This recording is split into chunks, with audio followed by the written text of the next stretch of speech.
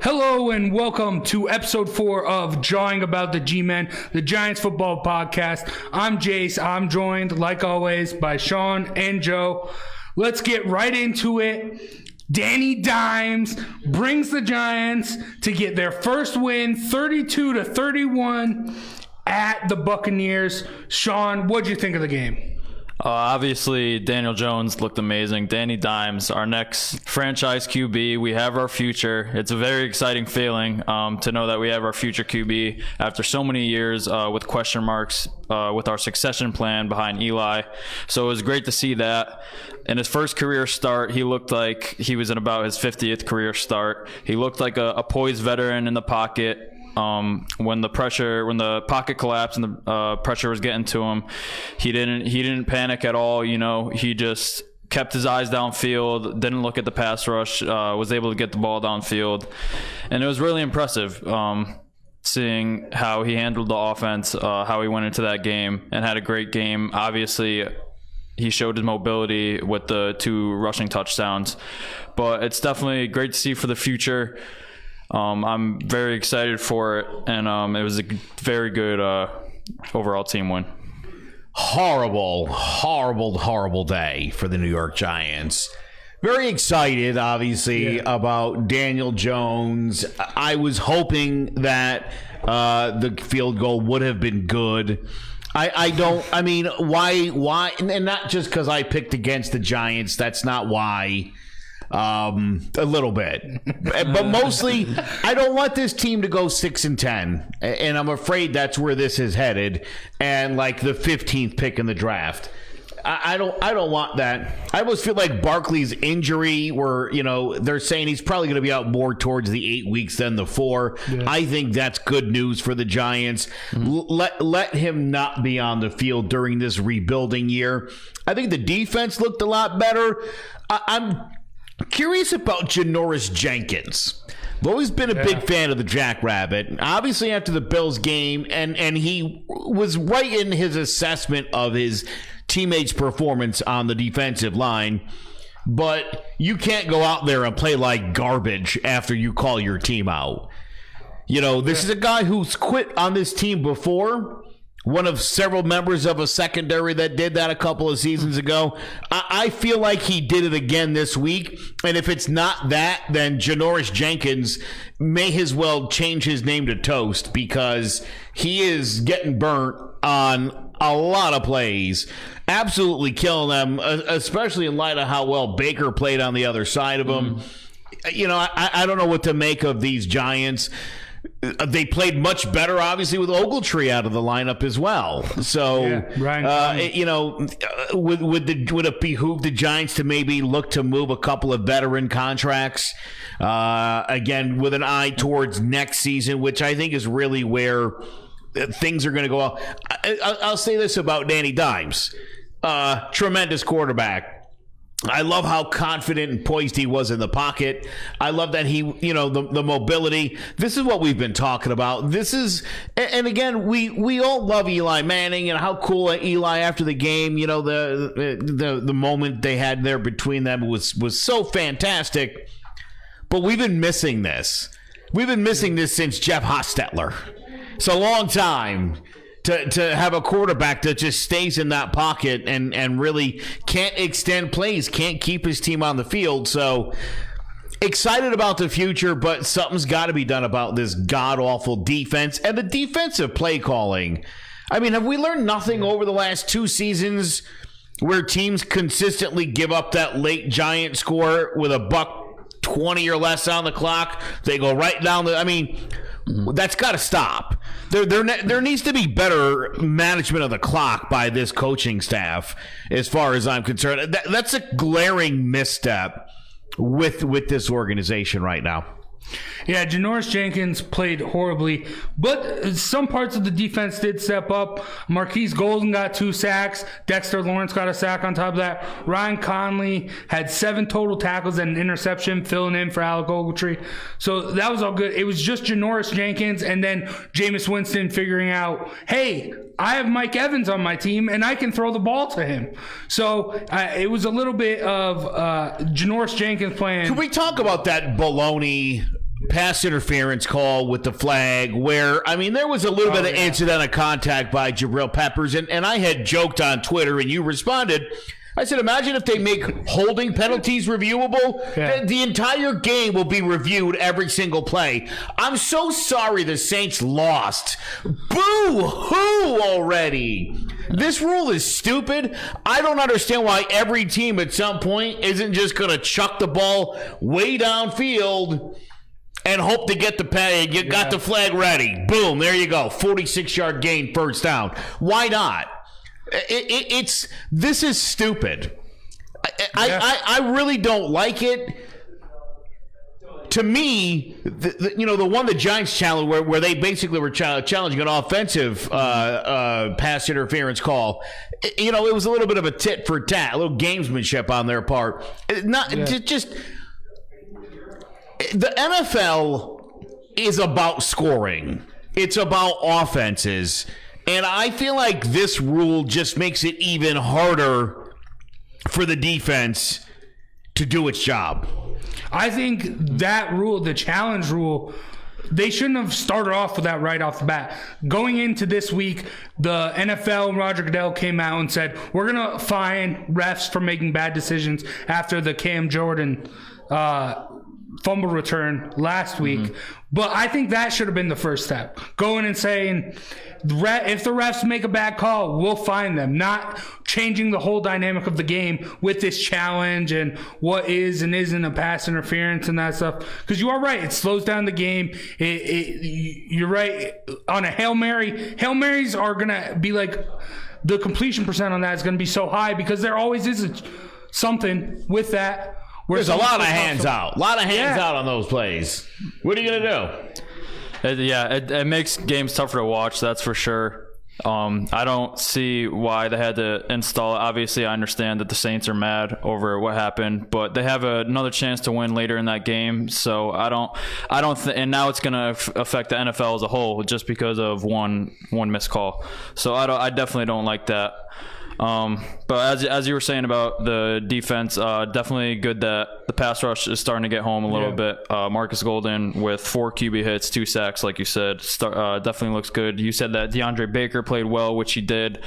Chris Godwin, who had a great season through the first 2 games, had a very quiet game with Grant Haley, the nickel corner in the slot, manning him down, and as well as DeAndre Baker. So the defense definitely looks a lot better. I think it's just with the youth and them being so young, it's just going to take a couple games to get for them to start clicking and getting that camaraderie and just getting together and being good defense. And also, so wait a minute, before you go any further. You sound a little bit like Pat Shurmur right now. You think these guys need a couple more games and everything's going to be all right? No. Because the offense is kind of getting into high gear too. If you're saying in a couple of games you think these guys can kind of get it down, then maybe we're talking about a different kind of season. So what are you saying, Sean? I'm saying by the end of the season, I see them being leaps and bounds better than they were the first couple weeks. I think they just have so many players that don't have experience in the NFL. And like I just said, DeAndre Baker, the first game looked terrible. Already 3 games in, he's looking a lot better. It just comes with confidence, I think. Being out there on the field, just being confident in your work and just getting those reps. So by the end of the season, they all know what they have there and they could work together. And I think maybe be like the low 20s by the end of the season. I think maybe what I was most excited about was the fact that this team broke 30 points. Yeah. Because in an NFL where everybody scores 30 points a game, the Giants hadn't done it in years. And we did it last year. Yeah. With no consistency, I mean, anytime they get near 30, whoever's calling the game will quickly point out that the Giants have done it once or twice in however long it's been, and that's frustrating. I don't understand, that mentality where you go up a couple of scores and then sort of sit on the ball is a very old school mentality. Why are the Patriots so good? It's the Patriots go up by 2 touchdowns and try to score 2 more. I don't think enough teams around the league do that, but that's a conversation for another day. I think there was a lot to build on, but again, I don't want to be 6-10. Yeah, I agree with that. I want to be 3-13. I want to be 4-12. I think that's what's best for the Giants. I don't think that this defense is going to win a playoff game. Mm-mm. And I don't know if 11 more weeks or 12 more weeks is gonna get me there. I don't know if it's gonna get this defense to be good enough. Especially when you look at guys like Ogletree and Jenkins, and they're the ones not playing well. Like, how does that whole thing work out? Yeah. Who gets benched, and then how does that? You know what I mean? So there's going to be a lot more before I think, the Giants kind of get over the hump. But I'm so excited for next season, which is so stupid to say because we're 3 games into this season. But everything I see, except for the play calling and the coaching right now, is improving. I still think that they're running into bad coaching calls. Yeah, I think you're right about that. But regards to the draft and that stuff, I mean, it is... Like, you're being a little picky with that. Obviously, it's better to get a higher draft pick, and you want your team to get the better player. But I think there is a good enough. You can always find those players. They need an impact guy on defense. Yeah, you're right. But you're not getting that at the 12th or 14th pick. Well, you never know. You never know. And also, I mean, this is a young squad of guys on the defense, and the young guys are the ones doing well. It's the Antoine Bethea, it's the Alec Ogletrees, it's the Janoris Jenkins who are suspect right now. And, so I think just adding more to that core regardless and developing them, that could help this Daniel Jones and Saquon Barkley led offense on the defensive side. Also, I mean, let's stick with the man of the hour, Daniel Jones here. I mean, his rushing ability, he's not a Lamar Jackson, but that's something we spoke about in the prior episodes. Eli Manning can't do. He can't roll out. He can't go and pick up the first down when he's scrambling. And also, I read an article, he went into the huddle when they were there and he said, "Let's fucking score." Mm-hmm. No, like that. If that isn't leadership, I don't know what is. And I was on him about his leadership when we drafted him. But that proves to me that this guy is for real, and this guy is the future of the New York Giants. Yeah, it's definitely impressive seeing a 22-year-old take command of that whole Giants offense in the game, later in the game, when they were down 28-10, just putting his head down. Excuse me. Just putting his head down, going to work, finding his rookie receiver Slayton, who had a very quiet big game. Yeah, he did. 3 catches, 82 yards. Giants almost had 300-yard receivers. Ingram had 113 in the big touchdown, and Sterling Shepard had 100 yards. So Daniel Jones definitely found good rhythm with his targets, and the leadership, like you said, was definitely there.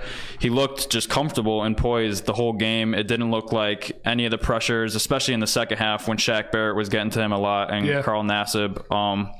It wasn't affecting him. He was still keeping his eyes downfield, and it didn't affect him the whole game, and that's why he was poised, confident enough to go get that game-winning drive. He saw the Red Sea part pretty much, 4th and 5, and he just took it, and it's definitely exciting.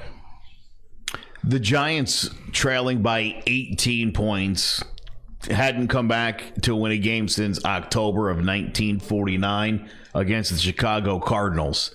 How's that? That's a long time. I think the confidence goes a long way here, and how they literally start the game off. If you look at the way Eli went, taking the Giants down and scoring on the first drives. That's what you want to do. Giants had been outscored in the first half 70-24. So while we were scoring on the first drive, that was pretty much about the end of it. Mm-hmm. Yeah. They're now outscoring their opponents 39-24 in the second half. So for me, and this is why watching this past Sunday's game, the Bucks obviously had the kick lined up. It seemed like another one of those heartbreaking losses. What I think we are seeing, though, is a better second half football team than what we've seen in the last few years. And I think this even goes back to when Eli was in there. You know, I think this team is making the right adjustments at halftime. But I guess my thought is why doesn't this team show up ready to play? Because they're getting their butts handed to them pretty bad in the first half. Yeah. You know, and I don't know how much of this is other teams letting up off the gas a little bit or if they're making the right adjustments, but it's a tale of two cities right there. Yeah, when I played football, my coach always emphasized the most important drive of the game, first drive of the second half. And the first drive of the second half, the Giants passed it to Evan Ingram, scored a 75-yard touchdown. That is key because that kicks off the momentum. That's what brought them back. That's the stuff that we didn't have prior. I mean, if you go back and look at the most successful Giants teams, it did come from defensively, whether it was a big sack, big interception, or anything like that. But having an explosive offense like this to come out second and make that whole second half theirs, it was great. I mean, there are obviously some downsides to Daniel Jones. He wasn't perfect. I mean, he did constantly look downfield and kind of ignore the pressure some part of the time. And if he is mobile, he showed that. So if he can start to learn the pressure and where it's coming from, roll out, get out of the pocket, and then make a play downfield, he's a stud. He's a superstar. But I mean, Matt Gay, he had a rough day, and I feel bad for him because I'm a Utah Utes guy when it comes to college football, and rookie kicker did not getting the job done. That's rough. But I mean, this is a type of game that legends start off. Like, this is a legendary game, and I like the future for Daniel Jones. Now let's talk a little bit about the future for Daniel Jones, because this week he's got the Redskins at home, his first home start. Redskins had a tough loss against the Bears. Case Keenum looked atrocious. All Redskins fans are begging and pleading to put Dwayne Haskins in. And this is very reminiscent of the Giants after week 2. So it kind of scares me if they put Dwayne Haskins in. Could they have a little rally like the Giants just did? Who knows? But I mean, the rally is over. I think this is the most important game to see. I mean, everyone rallied around Daniel Jones to get the job done in Tampa. Now let's see how good they actually are against a not so good team like the Redskins. Yeah, it's always a very important game playing in the division. First home start for Daniel Jones. It's going to be important for him to go out and play well and try and get this team scoring early, and as well as the defense trying to keep the Redskins off the board early, because the Redskins offense, I would say, is probably the worst offense that we've looked at so far. Even though the Bucs aren't a great overall team, they have a pretty explosive offense. They have some pretty good playmakers. Aside from Terry McLaurin, I don't think there's too much we have to worry about the dynamic rookie receiver. So hopefully we look to have probably Janoris on him the whole game with maybe some safety help over the top, because we left Janoris on an island all game against top 10 receiver in the league. That doesn't, obviously Janoris didn't play well, but that doesn't bode well for him. So I think we look to keep the Redskins score down in the first half. We got our first turnover this week, so hopefully we keep that going. Try and get a couple turnovers this week with a turnover-prone team. And on that defense, I'd just try and air the ball out. Obviously, Wayne Gallman is going to come in. He looked good in the preseason. He's always been a solid backup to Saquon as long as he's been here.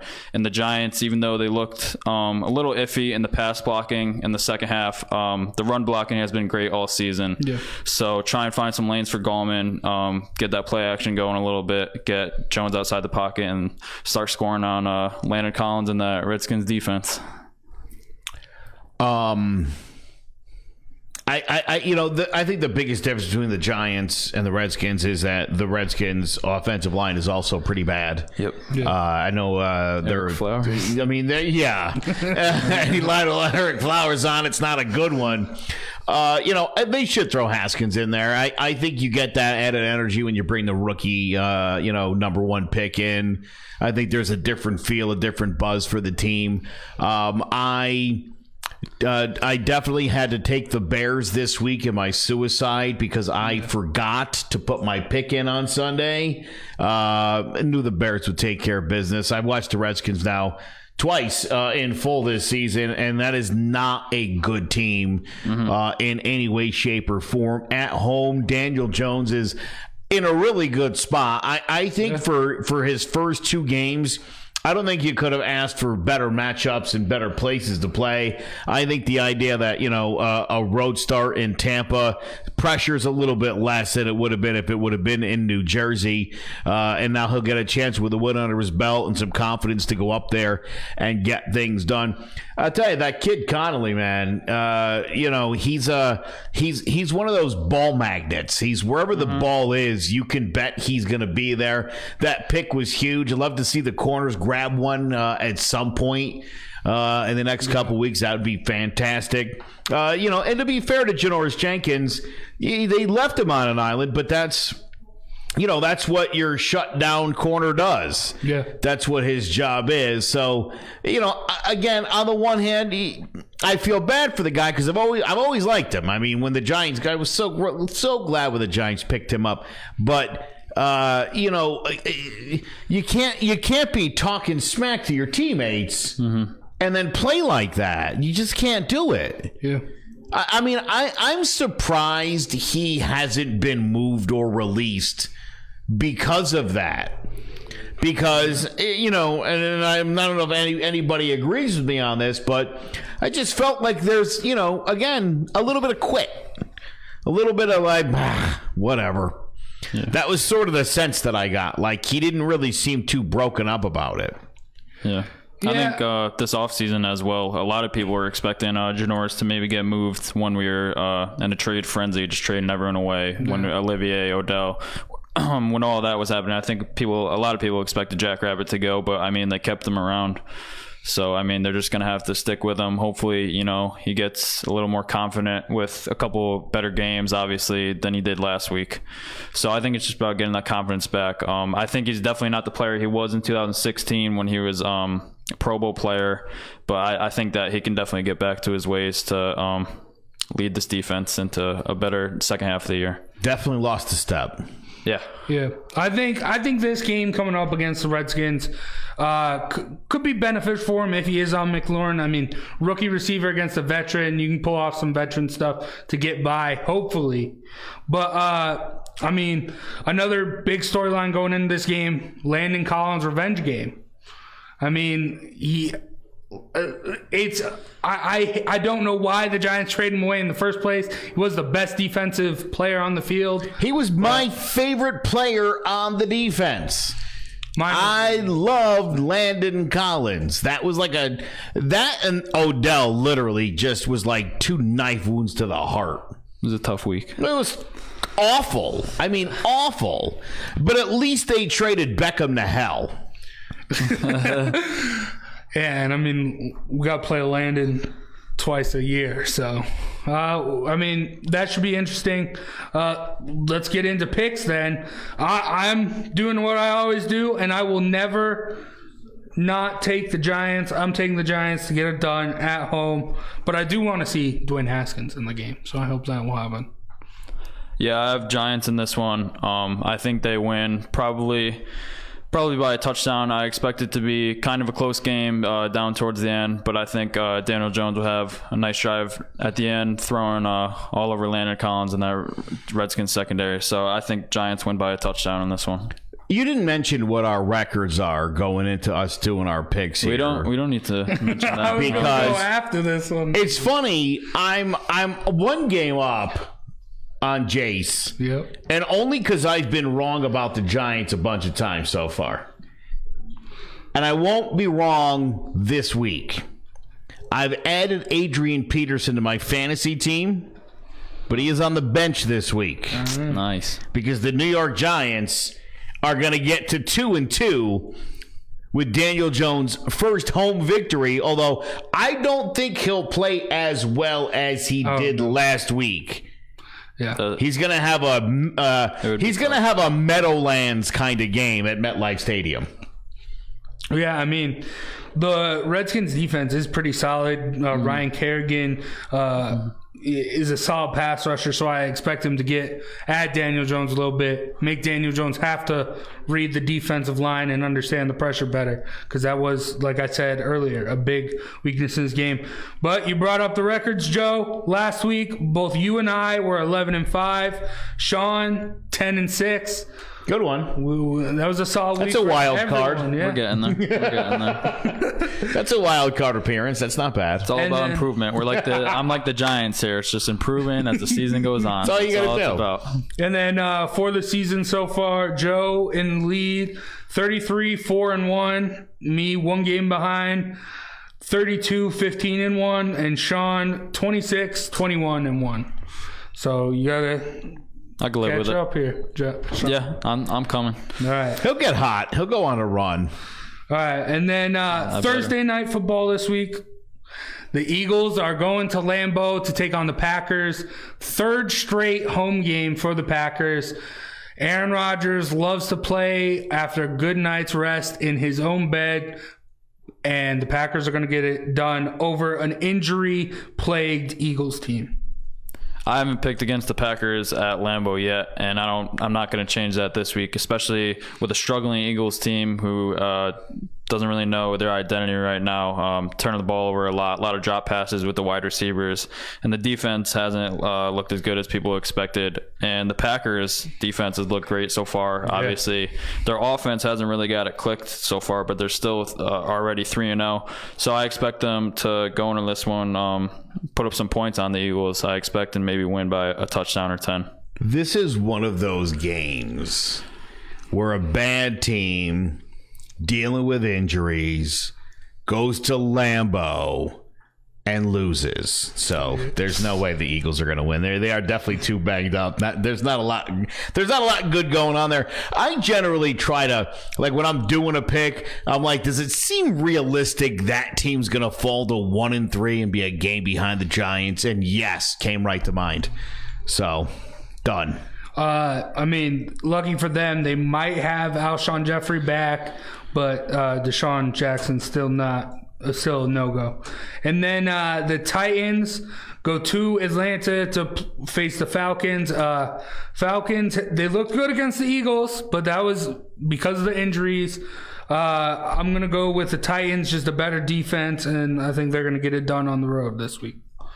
Yeah, Falcons are a little banged up already, but I think that their offense is still good enough. I don't trust the Titans' offense right now. Marcus Mariota had a solid week 1, but after that, he's just been average like he has his whole career. So I don't trust that Titans' offense enough. I think that the Falcons at home, they always play well at home. So I think that they go out, and I think it will be a tight game, but I think Falcons win late.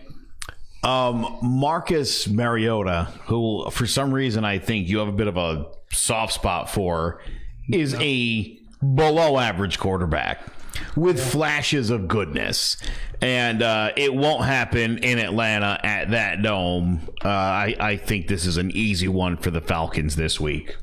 I don't have a soft spot for Mariota. I just like their defense, and right now, I mean, I'm chasing them. You like Mariota? Just admit it. No. It's fine. It's fine. Like 2 weeks ago, you were talking about his magic or something. Remember, he was like, "Oh, I think he's going to pull off his magic."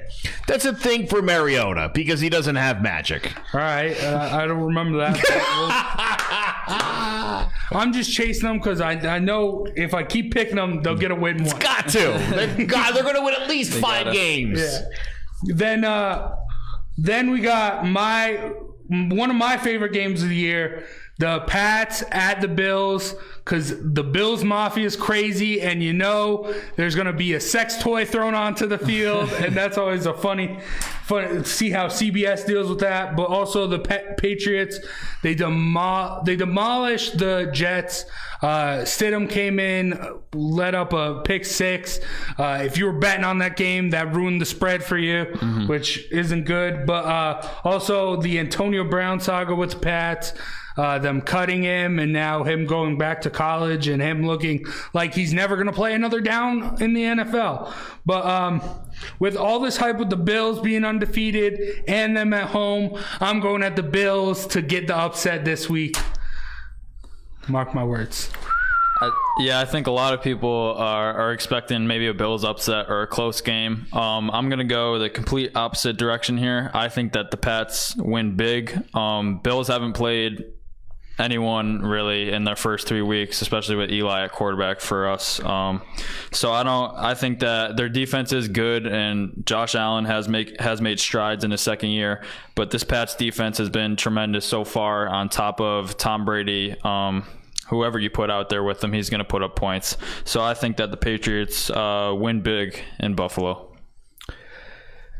Boy, the Patriots do have to lose games. At least 2 or 3 every season. Week 6. And Buffalo, I think, is as good a place as any for the Patriots to lose. But it's too early in the season, and the Patriots are way too good right now. So I think it's going to be close. I think the Bills may even lead late in this one. I think the Patriots will pull it out, though. I mean, going back to last year, the Pats dropped one to the Lions early, so we'll see. Speaking of the Lions, Chiefs going to Detroit. I've been really high on the Lions. I picked them every week so far. You have to be high to be high on the Lions. Undefeated. Yeah, undefeated. They sure are. But I think this is going to be a closer game than people think. I really like the Lions defense, but the Kansas City Chiefs are the Kansas City Chiefs. And Patrick Mahomes is the best quarterback in the NFL right now. Jace, you said what I was going to say. I think it's going to be a lot closer game than people think just because Detroit's at home. Their defenses look tremendous so far. Their offense is moving the ball pretty good as well. But like you said, it's the Chiefs. It's the most explosive offense in the NFL. I think that it could be a tight game and that maybe the Lions hang around until the fourth quarter, but that's when the Chiefs will take off and win this game. Those domes are really tough to play in. Yeah. And the Chiefs are a very good team. I think some of the thunder will be zapped at the Dome. Not enough of it, though. So let's go Chiefs.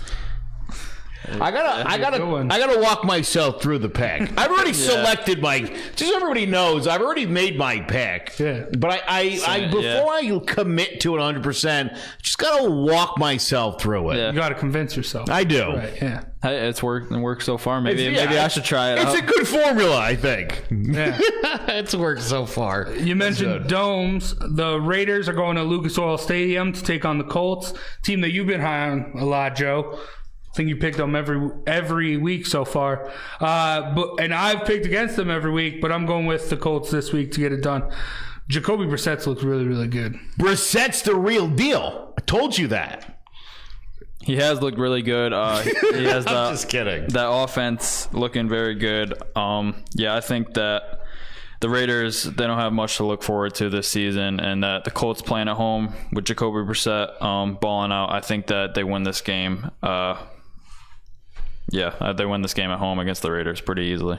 Jacoby Jones and Terrell Williams are both on my fantasy team, and they got off to pretty good starts for the Raiders. In the last couple of weeks, haven't really been putting up the numbers because the Raiders, let's be honest, they stink.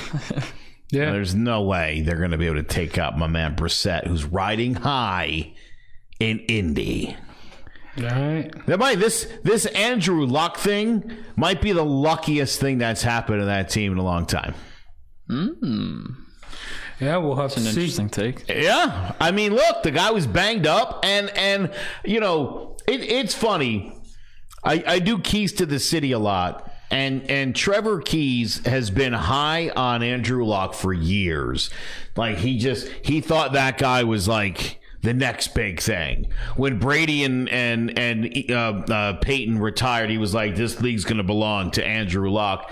And I never felt that way about Andrew Luck. I always thought he was too banged up, and I really do. I think this is the best thing that could have happened to Indy. Yeah, I think Andrew looks more like a Ben Roethlisberger than a Brady or Breeze. But I thought you meant a rapist. No, I joke.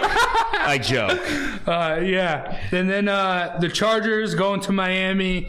The dumpster fire that is Miami. Chargers are going to get it done, plain and simple.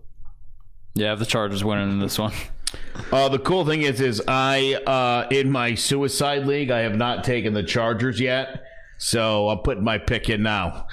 Chargers. All right. And then the Browns, who struggled with play calling and people coming out against Freddie Kitchens, a 4th and 9 draw play. He is a clown. Yeah. Like, seriously. He looks like an unemployed clown. I mean, they had a tough game last week against the Rams. A similar tough game going to Baltimore to take on the Ravens. They do not get it done on the road. The Ravens, Lamar Jackson runs all over them. Yeah, there's too many question marks on that Browns offense, I think, right now. O-line's the biggest one. Baker Mayfield has been running for his life first couple of weeks. And with that Ravens defense generating pressure up front, I don't see that ending well for the Browns O-line. And I see Baker having a rough day in Baltimore, and I think that the Ravens win this one. This is just the kind of game where Baker Mayfield pulls one out of his butt, has himself a day. Odell Beckham, one of my fantasy football guys, he's been all right so far this year. I feel like he's due for a big game. But in Baltimore against the Ravens, nah. I love Lamar Jackson, by the way. So do I. Fantastic ball player. Yeah, I mean, Ravens could be an actual Super Bowl contender. I think they are really good this year. I feel like you could probably put them up there. It's early, but they're an early pick for me. I think it's going to come down to them and the Patsies. Yeah, maybe. And then, I mean, the Chiefs are always in there, too. Chiefs. So we'll see. And, I mean, Lamar Jackson. Oh, and the Chiefs. Yeah. Yeah. Lamar Jackson's playing with a chip on his shoulder. I'll tell you, I was concerned about what the Chiefs defense was going to look like this season. They moved a lot of guys. Yeah. But I guess sometimes that works out best. Sometimes you just trade the best receiver in football and you start winning games with your backup quarterback. You never know. Yeah. They got some returns, too. They got Frank Clark from Seattle and then Tyrann Mathieu. Obviously, yeah. So they got a couple. It's where it worked out. It's worked out. I wasn't sold, but I definitely am now. Speaking of Tyrann Mathieu, coming from the Texans host the Panthers, who were surprising last week as Kyle Allen stepped in for Cam Newton and gave that offense life, throwing the ball all around. But the Texans offense is just way better, and the Texans get it done at home. I'm going Panthers in this one. I'm picking Kyle Allen riding high off that win. I feel like the Texans always hang around 500 throughout the season, and not just their final record. I feel like every week they just go win, loss, and it's something like that. So I see the Panthers winning this game. They still have a pretty good defense to handle that Texans offense, and I think the Texans get a lot of hype every year. I think that Panthers riding high off their young quarterback going to this one with a little bit of confidence, and they get a late win over the Texans in the end. Man, last week, what a week for quarterbacks who were not starters when they got to camp. I mean, it was a great week. This week, I think things are going to be a lot different. And if there's somebody I like better than Lamar Jackson, it's Deshaun Watson. I got super into Clemson when he was there. I think this kid's the real deal. I understand you're picking the Panthers here. I think it's going to be close. And I'm only going to pick the Texans because they're at home. But you're right. I feel like they do go win-loss, win-loss. I think they could win 2 in a row, and then they'll just lose 2 in a row. Probably something like that. Yeah, right? Yeah. So in case I wasn't clear, Texans. And then, J.J. Watt's got to be licking his lips for some fresh meat out of the quarterback to chomp on. Then Bucks obviously coming off a heartbreaking loss to the Giants. go on the road to LA to face the Rams. Bucks struggling, and they do not find relief against LA. Yeah, schedule doesn't help them out after a tough 0-3 start. You would hope going into that fourth game, hey, maybe we have a chance, but you're going to the defending NFC champions who are looking hot right now, look good so far. So I think that the Rams win handily in this one. Well, I think Jameis Winston looked fantastic. I think there was a lot to build on. They should have won that game, and they know it. Yeah. And that would have been just the kind of win they needed to maybe turn things around. Obviously, Mike Evans with the breakout game. Still, O.J. Howard, love to see a little more action from him. Bucks. I don't know when they're going to start rolling. It ain't going to be this week against the Rams. Okay. But I do like them, and I'm hopeful for them. All right, and then staying out west, the Seahawks go to Arizona to face the Cardinals. Cardinals have looked pretty good, but Seahawks are just they're gonna bounce back from a home loss against the Saints and destroy the Cardinals. That defense is just too good for a rookie quarterback. I think that the Cardinals are hungry for the first win going into week 3. Seahawks just came off a tough loss, and their offense hasn't looked too great so far. I think that, and their defense has looked a little bit vulnerable. So I think that Kyler Murray and Cliff Kingsbury get a plan to put up a lot of points this week, and I think that they win by a field goal late. Wow. I absolutely love Kyler Murray. He's been putting up really great numbers. Interestingly enough, I actually have him and Russell Wilson on my fantasy team. Wilson's obviously been a little more consistent, but now twice this season, the Rook has outdone my man. Now, but coming off a tough home loss, which I don't think anybody saw coming. No. I know that knocked out some people out of my suicide league. Seahawks seem a little less invincible. They always play great out there in Seattle. Yeah. Out in the desert, things are a little bit different. But I still think they're going to barely pull it out. I'll take the Hawks. All right, and going from the desert to the up north, the Vikings visit the Bears. The Bears had an impressive win on Monday Night Football, but it was impressive against the Redskins. It looked like their offense was finally starting to do things. But, against a tough Vikings defense, I don't think they can replicate what they did on Monday night. Vikings get it done on the road in Chicago.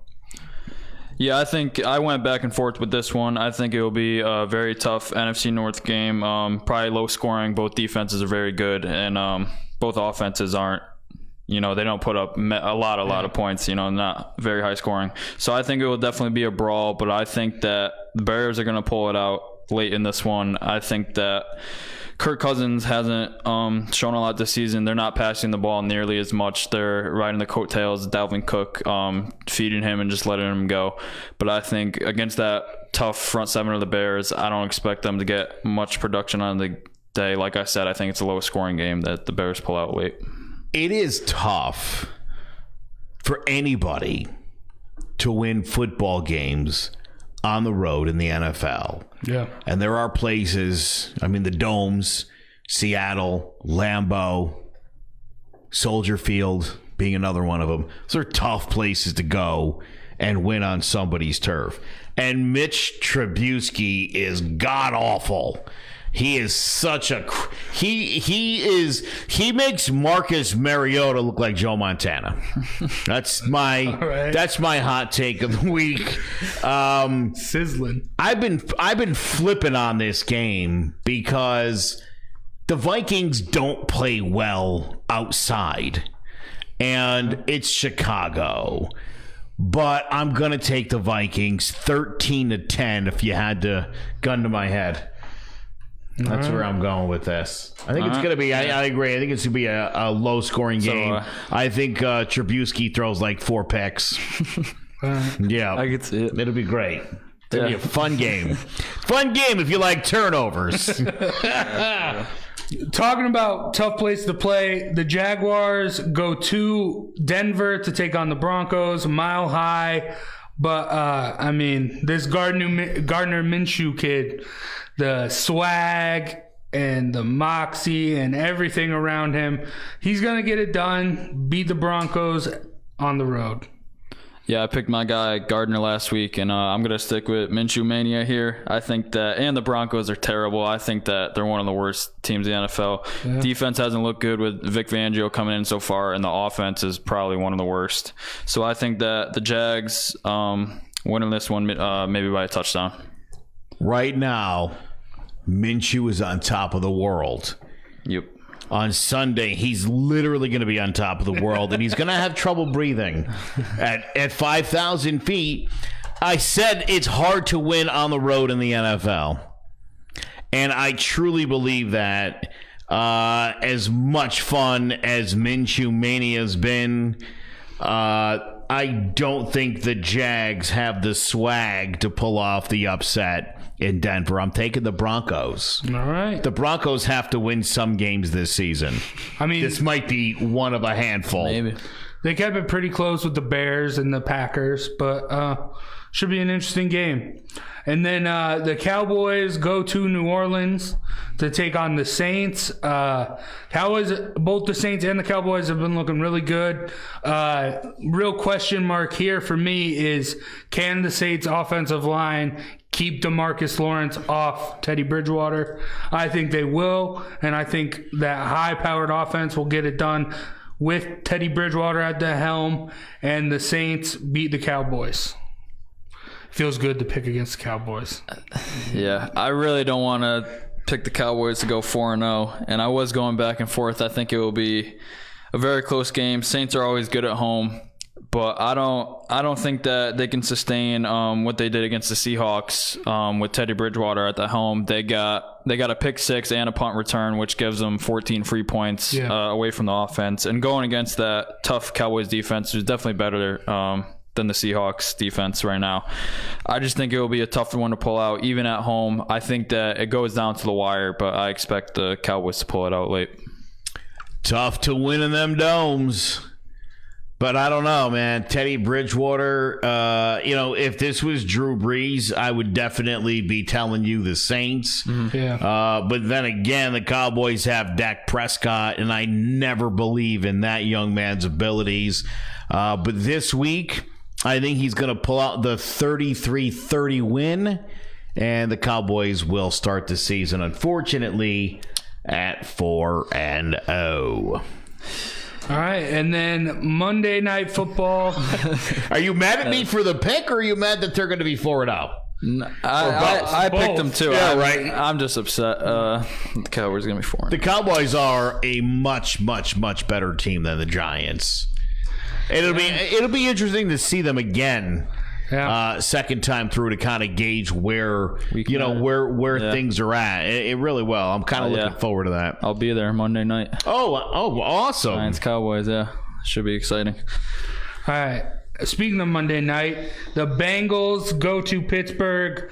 This is a old school WWE loser leaves town match because both winless. The Bengals have stuck in close. Steelers, I don't know what to think of the Steelers. Mason Rudolph, John Connor's not able to get it done. Neither is Juju. But I think if you're looking at the better team, Steelers are the better team, and they get it done at home against the Bengals. Yeah, it's tough to think that the Steelers will start a season going off 0-4 after their sustained success over the previous 4 or 5 decades, which has really been impressive. And the Bengals, their defense is awful, O-line is awful, while the offense puts up some points. Like I said, I don't trust that O-line against the Steelers defense, but they have some good pass rushers, Cameron Hayward, TJ Watt. So I think that the Steelers turning around, I think that they actually win big in this game. Little statement win, going 1-3 and beating the Bengals on Monday night. It's hard to believe we live in a world where I think the Bengals are better than the Steelers, because in my lifetime, I'm 44, I think that's happened about 4 times.